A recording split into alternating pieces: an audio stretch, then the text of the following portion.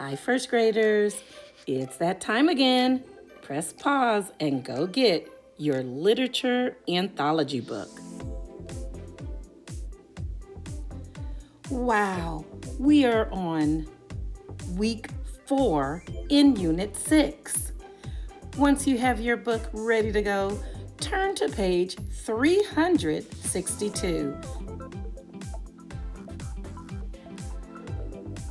Today's story is called Lissy's Friends by Grace Lynn. This week's stories genre is realistic fiction. Now, you firsties already know that genre is just a fancy-smancy word for a certain type of book. Realistic fiction is this week's genre. Now, realistic means that something seems real. Fiction means stories that are not real. So, realistic fiction stories, they seem like they could be real, but they are not. The essential question asks, what traditions do you know about? We're going to read about a family tradition that helps a girl make friends.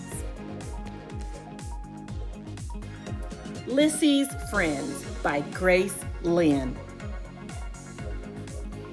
Lizzie was the new girl at school.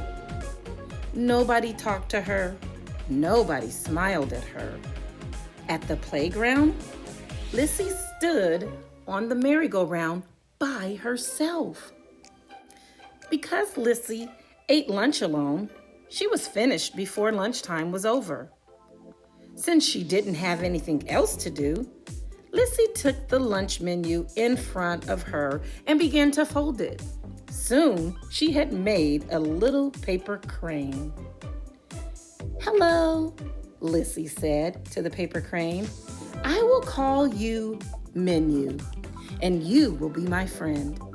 And to her surprise, Menu opened its eyes and blinked at her. Menu looked to the right, then to the left, and fluttered up with its paper wings. The rest of the day, Lizzie smiled a secret smile. "Did you make any friends in school today?" Mommy asked when Lizzie came home. "Well," Lizzie said, putting Menu in her pocket, "I did make one friend." "Good," Mommy said. "I'm sure you'll make more tomorrow." And she did. The next day, Lissy made lots of friends. Her friends went with her everywhere.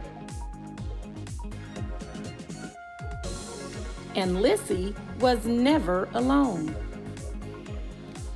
One day, Lizzie heard a group of kids laughing as they went down the street. They stopped at one house and then another, but they didn't stop at Lissy's house. "Lizzie," Mommy called from downstairs, "why don't you go with your friends to the playground? I think they are all headed that way." Lizzie looked at her paper friends. "Yes," she said.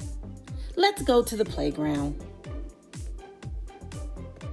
Lissy led her friends down the street and to the playground. "We'll ride the merry-go-round first," she told them. "Then we can all ride together." So all the paper animals crowded into the merry-go-round, and Lizzie began to push it. Round and round, Lizzie pushed. She ran so hard, she didn't see that her friends were having a difficult time staying on. Swoosh! The paper giraffe flew, then the paper elephant and the rabbit. A strong wind caught them and carried them up into the sky. When Lizzie jumped on, the merry-go-round was empty. She looked up and saw her paper friends flying away. "No! Come back!" Lizzie cried, but they couldn't. No more friends, Lizzie said, and she sat down on the merry-go-round and covered her face with her hands. Hey, is this yours? A voice said. Lizzie looked up. There was a girl holding a paper crane. Menu! It's neat, the girl said. Did you make it? Lizzie looked at the girl. She was smiling at her. Lizzie nodded. Can you show me how? The girl asked. I'm Paige. Paige came over to Lizzie's house, and Lizzie showed her how to make a paper crane. Then they made a paper fox and dragonfly. They talked and laughed. And the next day, Paige pushed Lizzie on the merry-go-round with lots and lots of friends. Wow, here's a postcard to Lizzie from her friends. Dear Lizzie, we hope you are doing well. We are having fun traveling the world.